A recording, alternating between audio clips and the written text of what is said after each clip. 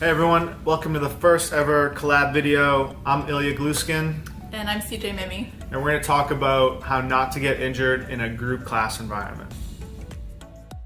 So some pros and cons of group classes. Pro, you have a community to support you. Con, sometimes you can get carried away in that community and start competing against your friend or just that random person in the back of the room or the front of the room. Yep. Pros can be on how you choose your instructor. And we'll go into a couple of those. Cons can be maybe sometimes how big your class is. So some things to think about with pros of choosing the class instructor is, do they teach multiple levels of the activity that you're participating in? How long they've been instructing, right? That's true too. Are they instructing just that specific exercise, whether it be bar, yoga, CrossFit, whatever it is, or do they have mixed experience and knowledge of different movements? Actually, that brings up a really good point in terms of, can they progress and regress an activity based on maybe something is too challenging for you, and maybe that shows up in terms of your form's not great, or it's uncomfortable or painful, and does that instructor have the knowledge base to say, okay, maybe not today, how about this? Or that's too easy for you, how about this other thing? And so how do you screen for this, right? You're not going to just walk into an exercise program and ask for someone's resume, right? So, hopefully they have this information listed on their website, some kind of certification,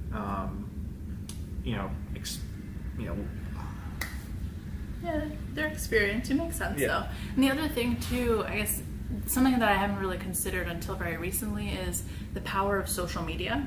So if you find this person, more than likely if they're teaching group classes, they're all over social media, find them, go read their captions. Pick a bunch of random posts of theirs, read through the caption. You can get a good idea of their personality and their philosophy, and not only working out, but just in general, which could help you decide whether that person is a good fit for you or maybe not so great fit for you. And then looking at, another easy thing to do is just go observe, right? You don't have to even take part in that class. Just see how they run it. Is that instructor involved? Are they making, individual one-on-one kind of adjustments? Are they hands-on, or are they just standing at the front of the class, kind of dictating what to do, right? So kind of different experience and different skill set required to do one or the other there, right? Right. And some teachers, the really good ones, are able to participate with you and do the activities at the same time as their students or their participants in the class. But also sometimes if they do the activity with you, they get a little bit like blinders on in terms of they're so in the moment with themselves. But a teacher that can do it at the same time, so they're demonstrating form while also paying attention to, okay, that person needs me. Yeah, and then also just being aware who else is in the class with you, right? So if it's a class full of people that have been doing it for years, that instructor might be a little bit more hands-off, but hopefully is giving you a little bit more hands-on if you do need it, and vice versa. If it's a really beginner's class, you have to understand that they're probably going to be adjusting multiple people, and you may not get the attention that you're looking for, but that's going to fluctuate. Right. Class to class potentially, unless you're solely in a beginner's class or what depending on the structure of that program. Right. And the other thing to think about too is, we're talking a lot about the instructor, but it's also your personality. So knowing, am I shy? Am I not going to want to ask for feedback during class? So maybe you're the type of person that needs to go out of your way intentionally at the beginning of class and say, hey, my name's CJ, I'm new here, I'm really excited about the class, I'm wondering if during class or after class I can ask you quick questions, just as I ramp up and start to get the rhythm of these classes, because I've heard great things. I think most instructors would be, over the moon hearing that they've heard great things and be more willing to give you feedback. So another area is kind of within yourself, right? So knowing your limits, knowing where you're starting. Is this your first time trying an exercise class? Or did you maybe do this 10 years ago and you're getting back to it? So being aware of that, being aware of what you're capable of in the moment, forget what you did 5 years ago or however long it was, and start over a little bit, and that's okay. I think it's tough to do that sometimes in a group setting when people are doing things that are a little bit more skillful, more weight, whatever it may be, moving quicker, doing more volume. Not yet. If your body can't handle it, just listen to your body and adjust accordingly. I know in CrossFit, at least, the biggest risk factors are those individuals that were maybe college athletes that at one point really competed at a high level, and maybe it's been 5 years since they graduated, they got a desk job, they haven't really been as active, and now they decided that they want to get back into some kind of activity or sport, right? And they tend to go 100% in and just too much too soon, and those are the people that are probably at highest risk for injury. So avoiding that, knowing who you are, and the steps you need to take to not get hurt and progress appropriately. Yeah, it's the same thing in my yoga classes as well. I always tell my students intentionally, your body's going to be different every day. So your body does change from your college days to your now desk job days, but also day to day, depending on how well you've slept, how well you've eaten, how stressed you are. There's so many factors that go into the quality of the movement that you can put out today and that you can produce today. And just being mindful and in the moment with yourself of, okay, this doesn't feel like it did yesterday, and maybe something you can do today, you can't do tomorrow, but you can do again the next day after that. So it's really being adaptable within yourself as well. That's right. That's a great point. And then let's talk about some of the aspects of community in whichever type of group exercise class that you choose. I think that in terms of injury, right, it's easy to, again, kind of get carried away in the community mentality, regardless of the activity at hand. But the people there are typically going to be supportive, right? But going along with what CJ just said, they don't know if you only slept 2 hours, or if you had poor nutrition the day before or the week before, or whatever it may be, and they don't know what your body can handle. So they might be motivating you to go more or like push harder. They don't know what you're feeling. They don't know what you've experienced recently. So it really comes back to you at the end of the day to stop or make adjustments and appropriately take in that motivation and community support, but without the negative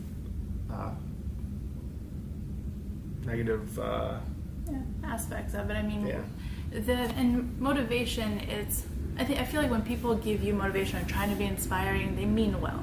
It's coming from a good place in their heart where they're like, you know what, Ilya, I believe in you, you can do this thing.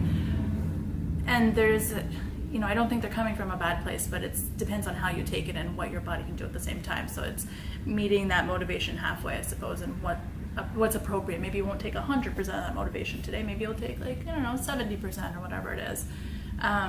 The other nice thing about building a community within group classes is that at the end of the class you can say, hey, I'll see you next Tuesday, and maybe you won't know these people's names for weeks on end, and that's totally okay.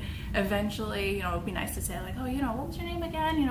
I'll see you next Tuesday. Are you going to that Thursday class with that teacher? There's a substitute, but I'm not sure. And it's nice to build that community because it'll help you keep accountable and make it more fun. And that's really what matters, right? So being able to be consistent, and part of that is enjoying yourself, not getting hurt, and being healthy. And that's ultimately what we're trying to do: improve and promote a healthy lifestyle, whether it's yoga, CrossFit, bar, Orange Theory, whatever, right? Even running groups outside. Yeah, running groups. Doesn't matter. It's all good stuff. If you had any specific group class, I know this is not something we had talked about, but if you have any specific group classes that you want to ask about, whether we know about it ourselves or we can check with some of our colleagues, we'd love to hear what you want to hear about. I think the last, two other bonus items, or we had talked about class size before starting to record. Yeah, so that's another consideration you want to have, right? So if a class capacity is 5 people, you're going to get a ton of individual attention. That's great, but you're probably going to have to pay a little bit more for that, right? Versus a class that has 20 or 30 people, maybe even, where the price is a little bit more manageable, but you got to share that time with other people. And then I don't know if there's any rules in terms of how many instructors per class size. No, that's facility dependent. Yeah. I've been to yoga classes, been 60 people in a class. Right. Okay. Yeah, and I know in some CrossFit classes, depending on the gym, every gym is very individualized and they have their own kind of policies. But sometimes they'll have an assistant coach, or Right. some have interns and things like that, just for other, another set of eyes, another set of hands to help out. Kind of what the space allows for too. Right. And that's something that it's a normal question to ask before you decide to commit to a fitness class. You can ask the gym or whatever studio it is and say, okay, what is the structure? How many students or participants per instructor? Are there any aides? Are there drop-in classes? Do you have to commit to a specific number of weeks of this class? Can you do a trial period of 3 of them? There's so many different structures that really it's just up to you to ask, okay, what does this look like in your facility? Another aspect to consider is warm-up. Part of that, I think, has to do with the scheduling of the class and your own schedule, right? So you want to try to give yourself some time that you're not just running in the door, 2 minutes before class starts, even just 5 or 10 minutes early, and work on some of those things that you've struggled with, or just get your heart rate up, get the blood flowing. Nothing too crazy, but appropriate warm-up goes a long way. I know in certain CrossFit classes we definitely have a warm-up as part of the class. I don't know how other group environments are structured. I was just thinking that. So most of the fitness classes I've been to do incorporate some kind of warm-up. Depending on, so once you get to know this fitness instructor, usually fitness instructors fall into their routine of, okay, these are the things I like to cover.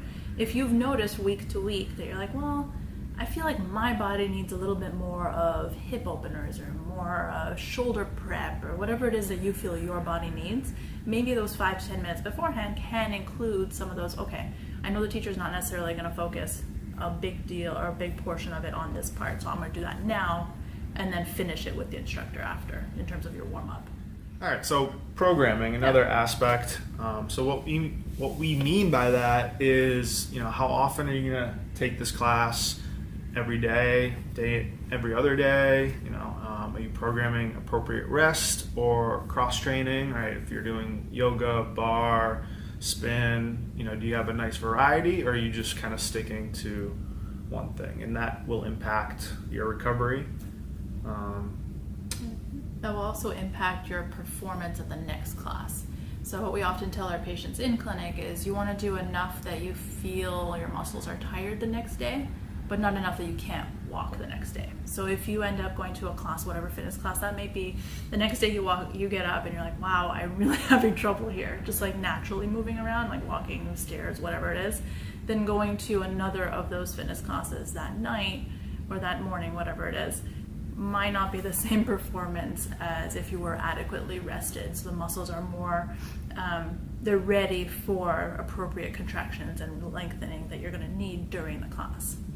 Yeah, and based on the intensity that you put your body through, that will dictate what your recovery needs to be following that, and how many sessions or how many training sessions you could have in a week. And then as you build on that and hopefully progress, you'll be able to do more if that's what you want to be doing, or if you find a happy kind of place to just kind of coast and maintain it. Again, it kind of comes back to what your goal is. You don't always have to be progressing if you're happy with where you are. That's totally fine. Main goal, injury prevention. Right. So you don't see us in the clinic right. too often. So thanks for watching today. We enjoyed talking about injury prevention with you. If you have any additional questions or thoughts, we'd love to see them. Drop them below. And make sure that you follow us, Dr. CJ Mimi. And at MG Lifestyle Solutions. And you can hit the subscribe button here if you're watching on my YouTube channel. And I suppose mine's over here. And catch you later. Thanks for watching. Bye.